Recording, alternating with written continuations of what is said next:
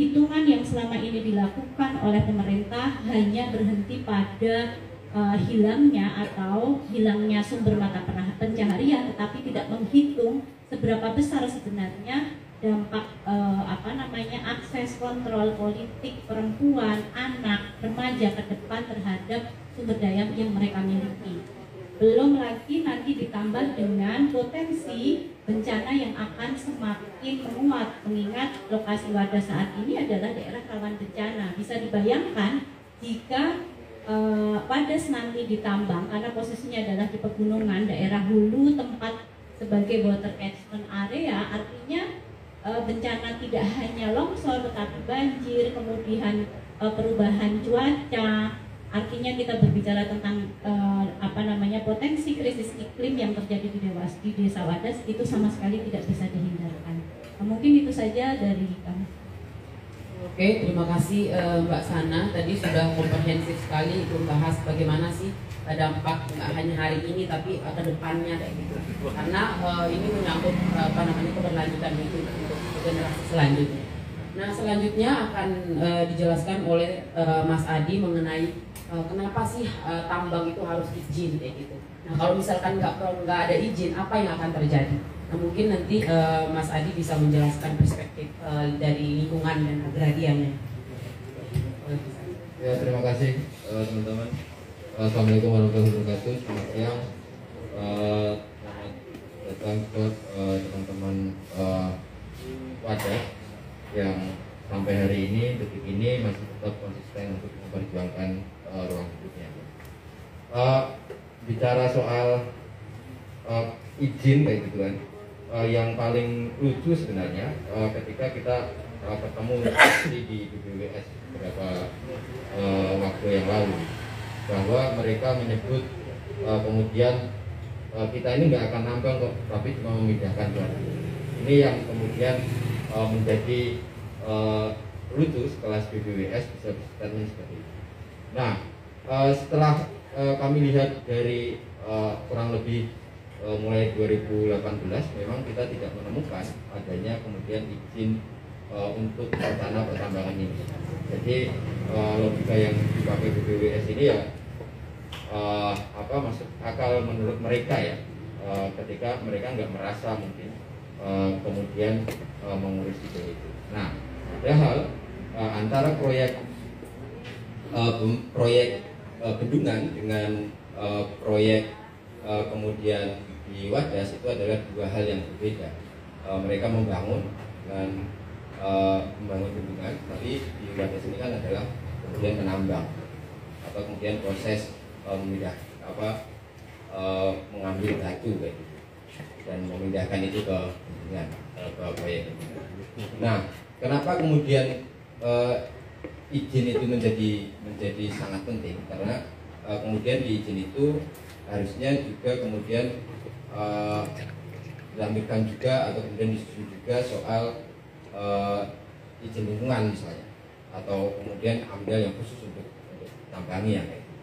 Karena itu juga untuk kemudian mengecek apakah kemudian benar-benar pertambangan itu atau sebuah aktivitas pertambangan itu memperhatikan daya tampung atau kemudian memperhatikan dampak lingkungan, sosial dan macam-macamnya.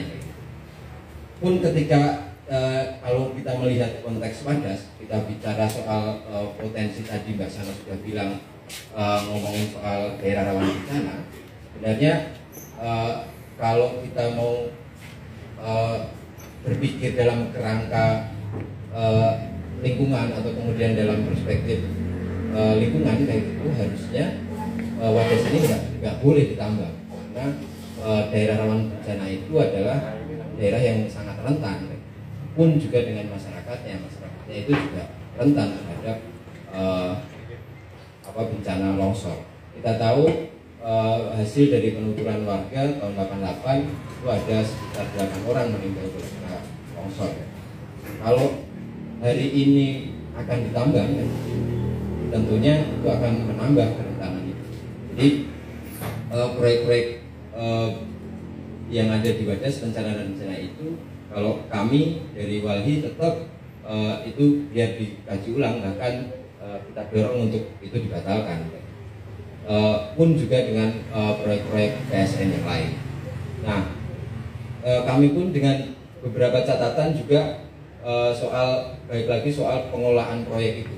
Pengelolaan proyek kita tahu kemarin baru ada hakim yang kemudian ditetapkan sebagai tersangka di kasus Bendungan Bener. Terus kita juga tentu masih ingat bagaimana represivitas yang dilakukan oleh kepolisian, kayak gitu, tanpa ada yang mau bertanggung jawab. Bahkan entah bupati, entah gubernur Jateng, entah presiden, apapun itu tidak pernah bertanggung jawab. Kasus-kasus kekerasan yang ada di Wadas, terutama tanggal 8 sampai 11 Februari itu pun membuktikan bahwa hari ini penanganan atau kemudian kasus-kasus PSN ini ternyata banyak sekali bermasalah.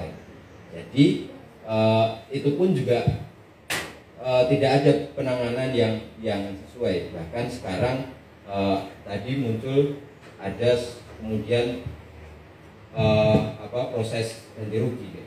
Padahal kalau di Wadas itu dengan kalau kita mau ngomongin tambang, masa iya proses pembayarannya itu dengan skema pengadaan tanah untuk kepentingan umum. Nah, ini mungkin juga bisa jadi celah berikutnya. Banyak sekali celah yang kemudian ada di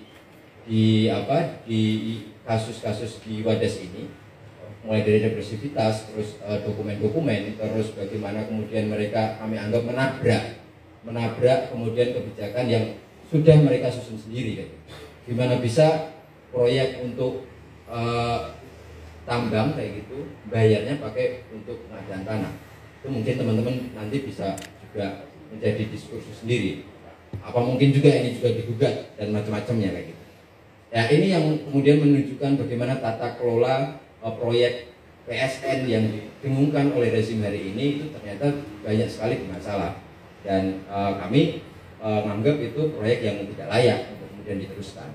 Jadi itu, dan kami mengharapkan pada seluruh masyarakat, publik tentunya, ini kemudian bareng-bareng dikawal. Karena mungkin sekarang di Wadas, tentu besok mungkin di tempatnya Mas Daniel atau tempatku atau tempat yang lain. Karena cara-cara ini adalah cara-cara untuk kemudian melanjutkan suatu proyek tanpa kemudian melibatkan partisipasi publik. Terima kasih, mungkin itu dari saya. Assalamualaikum warahmatullahi wabarakatuh. Warahmatullahi wabarakatuh. Selanjutnya, karena hari ini salah satu agenda kita itu adalah upaya gugatan yang sudah kita ajukan kemarin tanggal 31 Oktober 2022, juga upaya kita untuk mendorong dan meminta gitu ya Mahkamah Agung dan Komisi Yudisial untuk mengawasi proses jalannya persidangan. Juga upaya gugatan ini terkait apa sih, nanti akan dijelaskan oleh Daniel Al-Ghifari dari LBH Yogyakarta. Pada Mas Daniel, waktunya dipersilahkan. Oke, terima kasih teman-teman yang bersama perjuangan warga. Salam hormat juga kepada Bapak Ibu warga yang sampai hari ini masih terus konsisten gitu ya, memperjuangkan keadilan dan hak-hak mereka yang hari ini akan terus diupayakan pemerintah untuk dirampas. Tadi sudah disampaikan beberapa hal gitu ya, soal dampak secara lingkungan gitu, terus dampak sosial ekonomi, terus tadi juga dari teman-teman Wali menyampaikan urgensitas perizinan di sektor pertambangan gitu, karena memuat banyak hal yang berkaitan dengan lingkungan, juga hak, kewajiban serta larangan bagi pemegang izin. Nah, mungkin saya akan menyampaikan soal izin pertambangan di Wadas ini gitu, dan upaya gugatan yang kemarin sudah kita daftarkan ke Pengadilan Tata Usaha Negara Jakarta. Nah, jadi bulan Juli 2021 itu gitu ya, Direktur Jenderal Mineral Batubara Kementerian SDM itu menerbitkan surat nomor T178/MB.04/DJB.M 2021 perihal tanggapan atas permohonan rekomendasi proyek strategis nasional pembangunan bendungan Bener. Nah, jadi surat permohonan yang dikeluarkan oleh Direktur Jenderal Minerba Kementerian SDM ini berangkat dari permohonan yang diajukan oleh Direktorat Jenderal Sumber Daya Air Kementerian PUPR pada bulan Juni 2021 yang pada intinya dia memohonkan rekomendasi perizinan penambangan. Nah, dari sini kemudian kita melihat gitu ya bahwa memang sejak awal rencana pertambangan di Wadas ini tidak memiliki izin karena dari Direktorat Jenderal Sumber Daya Air Kementerian PUPR itu baru mengajukan permohonan rekomendasi perizinan. Artinya sejak awal memang mereka secara melawan hukum dan mereka coba untuk melakukan penyelundupan hukum atas rencana pertambangan di Wadas ini. Tadi juga sudah disampaikan oleh warga memang sejak awal mereka tidak dilibatkan gitu. Dan beberapa kali kita juga sudah mencoba untuk mengakses izin gitu ya. Mulai dari 2020 waktu itu kita coba akses ke Dinas SDM Provinsi dan ke beberapa instansi lain. Tapi memang tidak ada perizinan atau izin usaha pertambangan baik eksplorasi maupun operasi produksi yang itu ada di Wadas. Juga di beberapa forum gitu ya, kayak kemarin kita di audiensi dengan DPRD Provinsi Jawa Tengah, dari pemerintah provinsi dan dari Balai Besar Wilayah Sungai Serayu OPA itu mengatakan memang mereka tidak memiliki izin karena beberapa alasan. Kayak gitu. Nah, surat yang diterbitkan oleh Direktur Jenderal Minerba ini pada pokoknya kemudian bilang bahwa rencana pertambangan di Wadas itu tidak memerlukan perizinan di sektor pertambangan karena 3 hal. Pertama, karena dia yang akan melakukan pertambangan itu nanti adalah entitas pemerintah gitu ya, Direktorat Jenderal Sumber Daya Air. Maka karena dia bagian dari pemerintah, dia tidak termasuk kriteria pihak yang dapat diberikan izin. Karena kalau kita mengacu ke Undang-Undang Minerba 4/2009 dan 3/2020, yang dapat diberikan izin itu badan usaha, perseorangan dan operasi gitu. Jadi karena dia bagian dari negara kemudian dia tidak bisa diberikan izin, itu satu soal. Yang kedua, karena tidak untuk kepentingan komersil, hanya untuk kepentingan sendiri. Maka kemudian